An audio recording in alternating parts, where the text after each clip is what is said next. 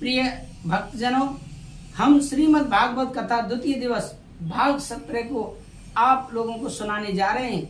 आपसे निवेदन है कि आप ध्यान पूर्वक पवित्र होकर पवित्र आसन पर सुने, आपको जरूर धर्म लाभ प्राप्त होगा। हम आपके सामने ये छोटी छोटी वीडियो क्लिप बनाकर भेज रहे हैं, क्योंकि भाग दौड़ की जिंदगी में आप 3.5 से 4 घंटे भागवत कथा नहीं सुन पाएंगे, ये निश्चित है। इसीलिए हम आप छोटी छोटी क्लिप बना रहे हैं। आप पवित्र होकर पवित्र आसन पर सुनेंगे, ध्यान पूर्वक सुनेंगे, आपको धर्म लाभ प्राप्त होगा, घर में सुख शांति प्राप्ति होगी, यह निश्चय कर माने। कहते हैं विश्वासो फलमदायकम। अगर विश्वास है तो भगवान है, हैं? पत्थर में भी आप भगवान को प्रकट कर सकते हैं, और विश्वास नहीं है कुछ भी नहीं है। आपको फल जब ही प्राप्त होगा, आपको भगवान में विश्वास करना होगा। और ये भागवत कथा के वो हैं, वीडियो हैं, क्लिप हैं, ये ऐसे आप नहीं आप सोच रहे हैं कि भाई हंसी मजाक की वीडियो है। आप ध्यान पूर्वक सुने, पवित्र होकर सुने। तो हम चतुर्थ श्लोकी श्रीमद् भागवत कथा के 4 श्लोकों की जो पहले भागवत लिखी गई, तो पहले श्लोक का वर्णन हमने पिछले भाग में किया। इस भाग में हम दूसरे श्लोक का वर्णन करने जा रहे हैं। आप ध्यान पूर्वक सुने। जो 4 श्लोकों में भगवान श्री नारायण ने भागवत लिखी, वह दूसरा श्लोक कौन सा है और उसका भावार्थ क्या है, अर्थ क्या है, आप ध्यान पूर्वक सुने। ऋतीर्थ यत प्रत्यर्थ न प्रत्येत चात्मनि तद विद्यादात्मनो मायाम यथा भासो यथा तमः। जो नहीं है वही माया है। माया का नाम क्या है? जो नहीं है उसे दिखा देती है, और जो है उसे छुपा देती है।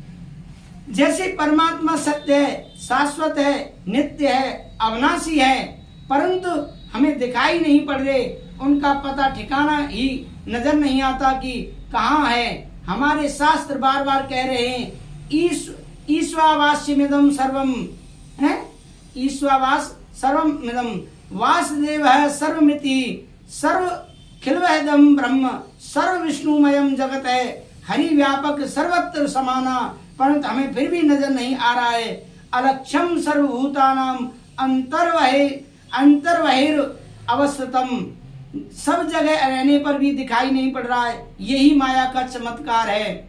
और जो जगत आश्वासत है, अनित्य है, विनाशी है, वह हमें आंखों से प्रत्यक्ष दिखाई दे रहा है, और उसी में हम चिपके बैठे हैं, स्वप्न के लोगों की तरह उन्हीं से जीवन की बागडोर बांधे बैठे हैं। तो जो नहीं है वह हमें प्रत्यक्ष दिख रहा है, और जो है दर्शन नहीं हो रहा है। यही माया का चमत्कार है, यही माया का खेल है।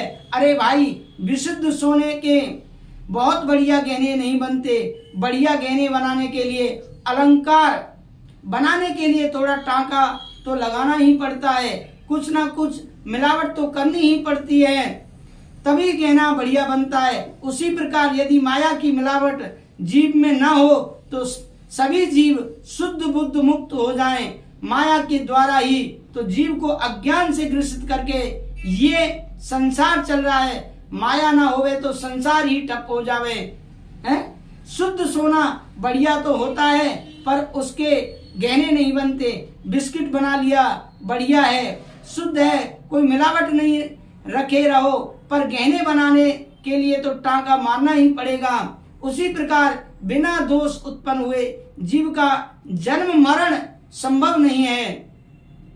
अब जड़ चेतन गुण दोष में विश्व कीन करतार। मिलावट हुई, कुछ दोष आया, तभी जन्म मरण हुआ, नहीं तो सभी शुद्ध हो गए होते तो सभी मुक्त हो जाएंगे।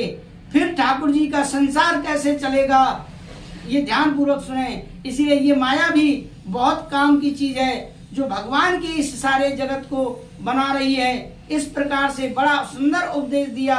इस भागवत में 10 लक्षणों का निरूपण किया।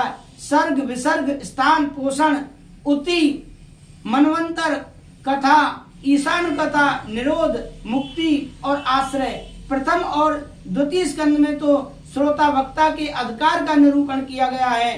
तृतीय स्कंद में सर्ग का वर्णन किया गया है, और चतुर्थ स्कंद में विसर्ग का, और पंचम स्कंद में स्थान का, और सृष्टम स्कंद में पोषण का वर्णन किया गया है।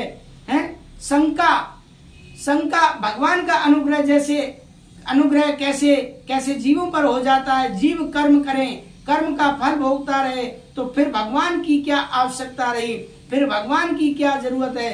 समाधान नहीं, परमात्मा का शासन राष्ट्रपति शासन है। यदि आपने किसी की हत्या कर दी तो कानून तो आपको फांसी की सजा सुना देगा, पर राष्ट्रपति का ये स्वतंत्र अधिकार है कि वह आपको फांसी से बचा सकता है। ये उसकी कृपा पर निर्भर है। ऐसे ही परमात्मा की कृपा स्वतंत्र होती है, उस पर कोई नियम लागू नहीं होता।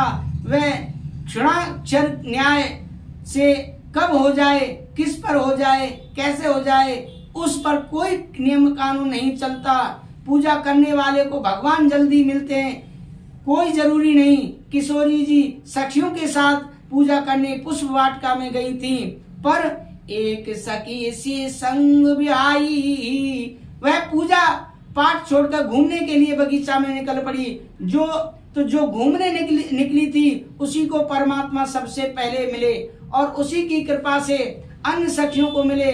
तो अब आप यह कानून नहीं लगा सकते कि पूजा न करने से ही भगवान मिलते हैं। ये कोई नियम नहीं हो गया। भगवान की कृपा कैसे हो जाए, घर में रहने वालों को भी मिले और बीत गए नहीं, और घर में नहीं रहने वाले को भी मिल जाए। वन में घूमते घूमते वर्षों बीत गए। विश्वामित्र जी ने घर त्यागा, वन में खूब भटके, तपस्याएं की, दूसरे ब्रह्मा बनने की सामर्थ्य तक इनमें आ गया। तपस्या करते करते और दशरथ जी महाराज के घर में ही भगवान की प्राप्ति हो गई। राम जी घर में ही आ गए। तब विश्वामित्र बाबा ने जो घर त्याग रखा था उसी घर में वापस आकर विश्वामित्र जी को राम जी का दर्शन मिला। तो घर में मिलेंगे कि वन में मिलेंगे, पूजा करने से मिलेंगे कि बिना पूजा किए मिल जाएंगे। कृपा के ऊपर कोई नियम नहीं है। कृपा तो कब हो जाए, किस पर हो जाए, कैसे हो जाए, न जाने कौन से गुण पर दयानिधि रीझ जाते हैं।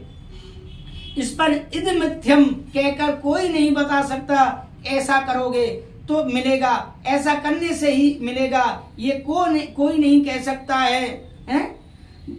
क्षणाक्षर न्याय आप जानते हैं। लकड़ी में घुन लग जाता है तो कभी घर बन जाता है, कभी स्वास्तिक बन जाता है।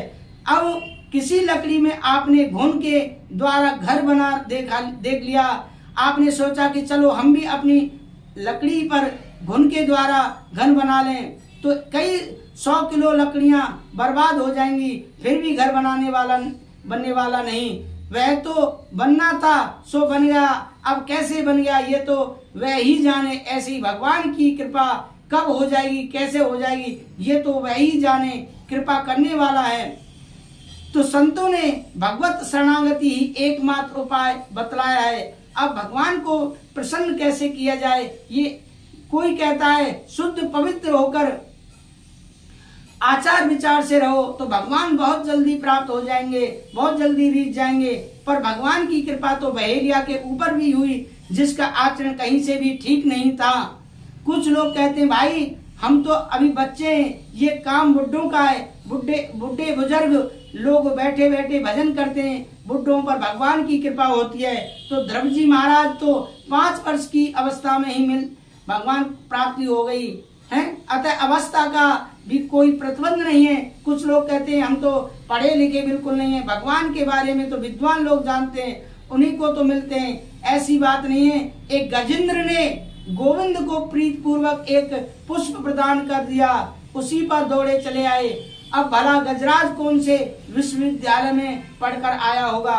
कुछ लोग कहते हैं भगवान तो ऊंची जाति वाले को, ब्राह्मणों को, वेदज्ञों को मिलते हैं। विदुर जी महाराज तो दासी पुत्र थे, सबरी तो भीलनी थी, उन्हें कैसे मिल गए।